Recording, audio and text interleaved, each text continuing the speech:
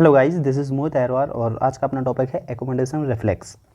Accommodation का मतलब होता है चीज़ों को व्यवस्थित करना। जिस तरह से कोई चीज़ एकाएक सामने आई है तो किस तरह से अपन उसके लिए अडेप्ट हो रहे हैं, तो उसको क्या बोलते हैं, एकोमोडेशन रिफ्लेक्स। ठीक है, अकोमोडेट करना मतलब क्या, अडेप्ट कर लेना कि हाँ कोई चीज़ बदली हुई है तो किस तरह से अपन चेंज हो रही है अपन की बॉडी।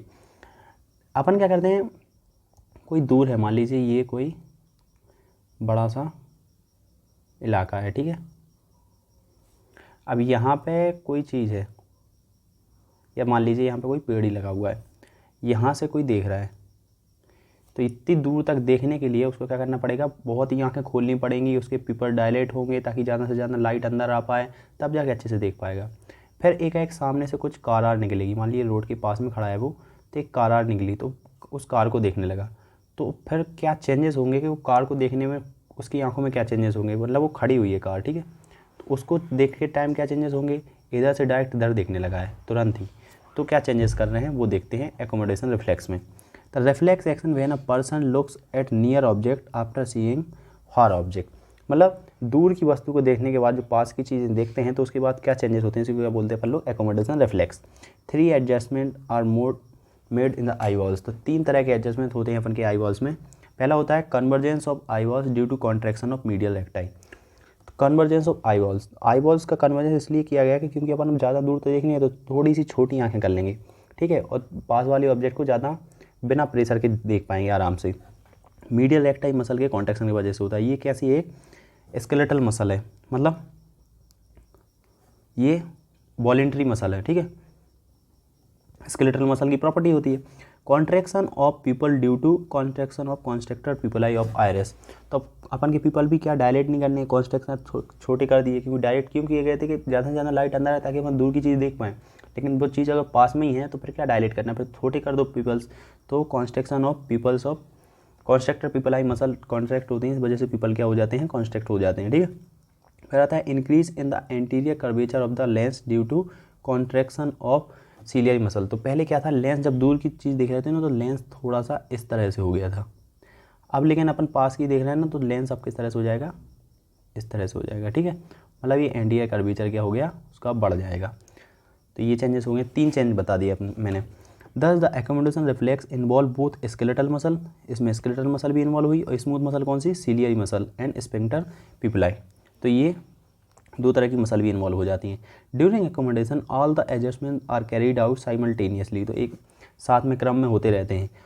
हालांकि accommodation is a reflex action, it can be controlled by will power to a certain extent, क्योंकि ये क्या है, ये रिफ्लेक्स एक्शन है तो इसको खुद भी अपन कंट्रोल कर सकते हैं कि किस तरह से चीज़ों को वहाँ से एकोमोडेट करनी है, कि दूर की चीज़ को देख के पास करने अपन खुद भी सेल्फ कंट्रोल हो सकती है ये चीज़, ठीक है। पास भी देखेंगे अपन एकोमोडेशन रिफ्लेक्स का, तो एक डायग्राम के थ्रू मैं बता दूंगा आपको। ये यहाँ पे आप देख रहे हो लेंस, पहले ये वाला कौन से है, रिलैक्स कंडीशन में इस तरह से है, ठीक है। जब एकोमोडेशन हुआ तो इस तरह से क्या हो गया, एंटीरियर कर्वेचर बढ़ गया। ये अपन की सीलियरी मसल्स थी, सीलियरी मसल में भी कॉन्ट्रैक्शन हो रहा, और यहाँ पे क्या थी, पीपल का कॉन्ट्रैक्शन कराने वाली भी रहती है, ठीक है। सीलियरी मसल में भी कॉन्ट्रैक्शन हुआ था, मीडियल रेक्टाई यहाँ पे दिखाई नहीं गई है। तो अब अपन देख लेते हैं पाथवे कौन कौन सा इसमें इन्वॉल्व होता है। देखिए सबसे पहले क्या होती है, आंखों से क्या निकलती है, ऑप्टिक नर्व। ये पाथवे मैं आप ही पढ़ाऊँगा आपको विजुअल पाथवे में, ठीक है। अपन की आई से क्या निकलती है, ऑप्टिक नर्व। ऑप्टिक नर्व कहाँ पहुँचती है, ऑप्टिक चिज़्मा में, फिर वो बनाती है ऑप्टिक ट्रैक्ट, फिर वो टर्मिनेट होती है लेटरल जेनिकुलेट बॉडी पे। इस वजह से यहाँ से निकलते हैं रेडिएशन, जिनको बोलते हैं ऑप्टिक रेडिएशन, और वो पहुँचते हैं विजुअल कॉर्टेक्स में, जो कोई एरिया नंबर होता है 17। ये एरिया भी मैं पढ़ाऊँगा आपको, ठीक है, ब्रेन में कौन कितने टाइप के एरिया होते हैं। फिर ये पहुँचता अपन का फ्रंटल आई फील्ड।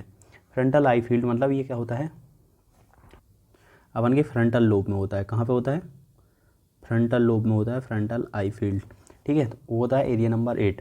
तो पहले ये विजुअल कॉर्टेक्स तक पहुंचा, ये कौन से ऑक्सीपिटल एरिया में होता है, फिर ये फ्रंटल वाले में। अब यहाँ से क्या होंगे, पहले ये अपन ने कौन से एफरेंट फाइबर भेज दिए, अब इफरेंट फाइबर्स आएंगे। तो इफरेंट फाइबर्स 2 तरह से आएंगे, Edinger Westphal nucleus of third cranial nerve, और दूसरा इसी का न्यूक्लियस होगा somatic motor nucleus of cranial nerve, ठीक है।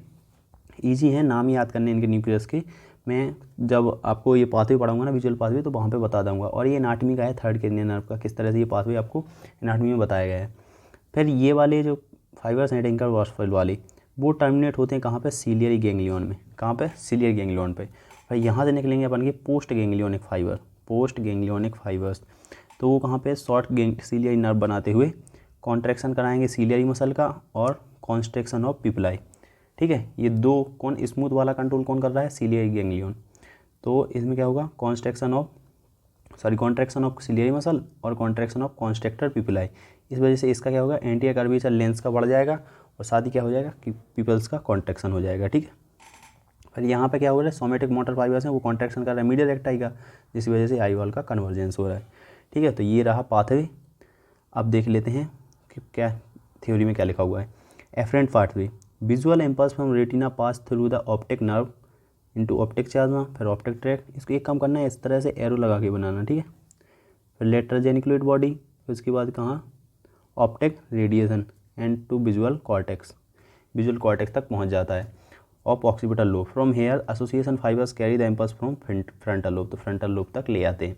सेंटर क्या होता है, the centre for accommodation lies in frontal eye field. Frontal eye field कौन सा, एरिया नंबर 8 में होता है, जो कहाँ पे सिचुएटेड होता है, फ्रंटल लोब में। ठीक है, सेरिब्रल कॉर्टेक्स के।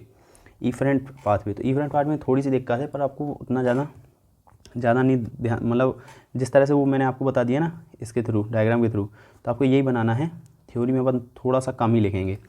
फ्रॉम एरिया नंबर 8 से फाइबर्स आते हैं, तो कहाँ पे, एडिंगर वेस्टफॉल न्यूक्लियस पे, और वहाँ से जो प्री गैंग्लियोनिक फाइबर्स हैं तो थर्ड कैरिनियन नर्व से कहाँ पे, जो थर्ड कैरिनियन नर्व के प्री गैंग्लियोनिक फाइबर्स थे वो टर्मिनेट हुए थे सीलियरी गैंग्लियन पे, और फिर वहाँ से सीलियरी गैंग्लियन से फिर कहाँ पे पोस्ट गैंग्लियोनिक फाइबर्स कहाँ पे टर्मिनेट हो गए थे अपन के, सीलियरी नर्व, सीलियरी मसल्स और कॉन्स्ट्रिक्टर पिपिलाई पे। तो शॉर्ट सीलियरी नर्व बना के कॉन्स्ट्रिक्टर मसल और सीलियरी मसल को कंट्रोल कर रहा था। ठीक है, सप्लाई कर रहा था, शॉर्ट सीलियरी नर्व बना के supply the ciliary muscles and constrictor pupillae. तो सबसे पहले एरिया नंबर 8 से अपन के फाइबर्स निकले।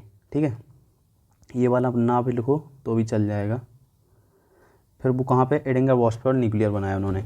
From here preganglionic fibers from third cranial nerve to ciliary ganglion, तो पहले सीलियर गैंग्लियन पे पहुँचे फाइबर, फिर वहाँ से पोस्ट गैंग्लियोनिक फाइबर्स निकली जो शॉर्ट सीलियरी नर्व बनाते हुए किसको सप्लाई कर रहे हैं, सीलियरी मसल्स को और कॉन्स्ट्रिक्टर पिपिलाई को। ठीक है, इफेक्ट ऑन मीडियल रेक्टाई, तो मीडियल रेक्टाई पे किस तरह थे, तो इसमें क्या होगा, कुछ फाइबर फ्रंटाई आई फील्ड से कहाँ पे टर्मिनेट होते हैं, सोमेटिक मोटर न्यूक्लियस पे, अभी कहाँ पे हुए थे, एडिंगर वेस्टफॉल न्यूक्लियस पे। ठीक है, और फिर यहाँ से कहाँ पे आ जाएंगे अपन के मीडियल रेक्टाई को सप्लाई कर देंगे, कौन सी, उधर इसके फाइबर्स डायरेक्ट ही।